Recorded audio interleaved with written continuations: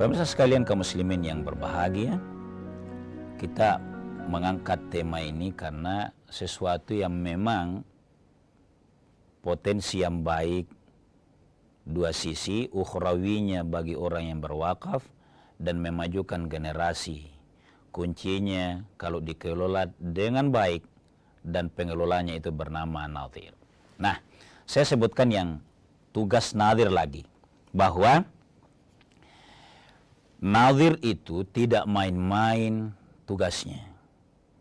Dia harus selain mengadministrasikan tadi, lalu mengelola, kalau perlu minta konsultan bagaimana mengelola di sebuah masjid misalnya. Begini pemirsa, kalau mau berwibawa umat ini, mudah mengukurnya. Kalau berdaya masjid-masjid satu saja, satu kecamatan, jangan dulu semua masjid. Satu kecamatan yang mengelola wakaf dengan baik, masjid-masjid besar, sudah luar biasa mengangkat ini. Itu kalau terkelola dengan baik. Nah, yang berikutnya yang menjadi tugas nadhir, dan ini amanah yang mulia, perlu juga banyak pelatihan, adalah mengawasi. Nah, apa maksudnya mengawasi? Mengawasi hal-hal yang berpotensi membuat tidak kondusif. Jadi memang dibutuhkan dalam wakaf itu orang yang punya kredibilitas. Kita bersyukur ya, tidak susah dalam masyarakat kita mencari yang begitu-begitu itu. Masih ada orang-orang yang sederhana, punya ilmu tidak terlalu teoritis, tapi amanah, dia bisa mengelola. Nah, pemirsa sekalian, kalau begitu, siapa saja yang boleh Ustaz mengelola ini? Nah, berdasarkan sejarahnya, lalu dirumuskan, dibawa ke dalam undang-undang, sekali lagi saya sebut, Undang-Undang Nomor 41 tahun 2004 tentang wakaf memang. Ini tahun 2004 lahirnya. Kita doakan pemerintah saat itu ya, luar biasa pahalanya. Siapa saja? Nah, pemirsa sekalian, karena ini hal yang baik, maka yang boleh menjadi nadhir itu adalah satu, perorangan.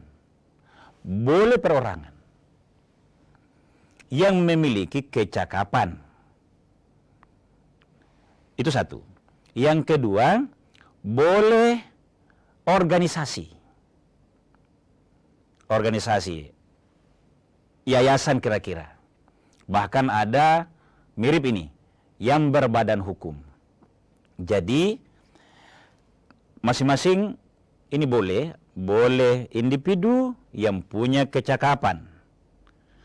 Boleh organisasi, saya sebut misalnya ada Nahdlatul Ulama, ada Muhammadiyah, ada Persis, kalau kita di Indonesia Timur itu banyak, ada Wahdah, itu boleh. Ormas. Boleh juga lembaga hukum. Lembaga yang berbadan hukum. Apa masing-masing pentingnya ini? Tidak bisa dipungkiri bahwa masih ada di tengah masyarakat orang yang sangat penuh karisma. Kalau dia mengelola, banyak anak muridnya yang bisa mengelola itu dengan baik. Walaupun ini makin kurang. Makanya integritas dan kejujuran itu juga perlu dididik. Perlu kita mencari kader-kader yang baik ini. Keunggulan kalau lembaga, organisasi itu banyak yang ngawasi. Sekaligus kadangkala menjadi penghambat. Kalau banyak pikiran. Tapi saya tidak mau berhenti di penghambat. Saya katakan dinamika. Karena pikiran banyak orang, kalau sebuah organisasi atau sebuah di lembaga yang berbadan hukum, makin banyak yang berpikir, makin dinamis. Asal komitmen kepada maqasid. Itulah maqasid. Jadi, organisasi, maaf kalau ini saya sebut, tantangan juga bagi kita semua. Ada organisasi kadangkala berhenti pada saat beda paham. Padahal ini tidak perlu berhenti. Tinggal yakin saja bahwa saya sudah musyawarah. Suara terbanyak ini. Pikiran saya baik. Tapi belum menjadi mayoritas. Jangan berhenti. Adalah sikap tidak baik. dalam sebuah lembaga apapun, kalau ada anggota mengusulkan dengan baik, tapi belum menjadi keputusan bersama, karena ada pendapat lain, mungkin karena kondisi waktu, mungkin kemampuan, mungkin pendanaan misalnya, sehingga bukan yang misalnya saya, maka kalau pengalaman organisasi bicara dengan baik, kita tidak akan tersinggung, tetap di dalamnya. Intinya, lembaga nadhir dalam sebuah organisasi atau yang berbadan hukum itu harus dinamis, karena memang mengarah kepada maqasid. Apa itu maqasid? Adalah tujuan. Boleh tertunda pikiran kita, laku dulu yang lain. Jadi, substansi kita bahas ini, bisa perorangan, iya. Bisa lembaga, bagus. Tapi, setelah siapapun di antara ini, entah perorangan, entah organisasi dalam hal ini ormas, entah lembaga dalam hal ini lembaga wakaf, dia harus di era kekinian, dia harus mendaftarkan diri kepada Badan Wakaf Indonesia.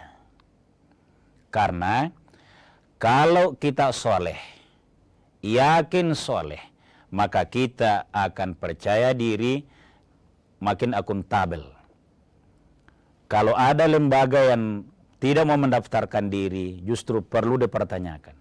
Karena kalau kita mendaftarkan diri baik perorangan, pelanggaran kalau tidak didaftar ini, jangan sampai macet wakafnya seseorang karena pemahaman yang belum terbuka, maka dia harus terdaftar di namanya Badan Wakaf Indonesia. Pemirsa sekalian kaum muslimin yang dimuliakan oleh Allah Subhanahu wa taala, negara memayungi sebuah potensi ibadahnya umat Islam, sekaligus potensi memuliakan umat Islam. Kalau wakafnya terkelola secara baik, maka kita harus selain motivasi agama, atau kalau orang tua kita bilang motivasi pahala akhirat semata, jangan lupa bahwa pahala akan mengalir dari segi bermanfaatnya. Sudah banyak hari ini jemaah sekalian, pemirsa sekalian, lembaga yang termasuk di kita, mungkin tidak boleh saya sebut, sudah berapa perguruan tinggi di Makassar yang jaya, terkemuka. Dari mana hidupnya? Karena badan wakafnya jalan dengan baik. Wakaf yang jalan dengan baik karena di dalamnya ada orang-orang yang amanah, ikhlas. Maka saya mau memesankan diri saya, karena banyak berinteraksi dengan para nadhir, baik di masjid maupun di madrasah dan pondok pesantren. Ada prinsip dalam niat menjadi nadhir itu. Apa prinsipnya? Ada ayatnya begini, inna khaira man istajarta, sesungguhnya orang-orang yang bisa menjadi pengelola, kalau kita tidak bilang menjadi karyawan, inna khaira man istajarta al-qawiyyu al-aminu. Qawiyul amin. Apa itu? Punya kekuatan. Pemimpin lembaga sosial kemasyarakatan termasuk wakaf ini, keberaniannya apa? Kekuatannya apa? Adalah keyakinan. Kalau dia yakin baik, harus dijalankan. Yang kedua, al-amin. Karena berasal dari nurani yang tulus, menjaga harta benda yang wakaf tadi, ada kekuatan sudah dimaksimalkan dan yakin amanah, maka serahkan kepada Allah. Pada akhirnya insya Allah terkelola secara amanah. Orang bilang akuntabilitas. Kunci dari banyaknya partisipasi jamaah, partisipasi warga yang mau berwakaf di jalan Allah, insya Allah. Terbatas pemirsa sekalian, tapi mudah-mudahan ada nilai atau manfaat yang bisa kita ambil dari tema pada pagi hari ini. Sekian dan demikian. Wallahul muwaffiq ila aqwamit thariq. Wassalamualaikum warahmatullahi wabarakatuh.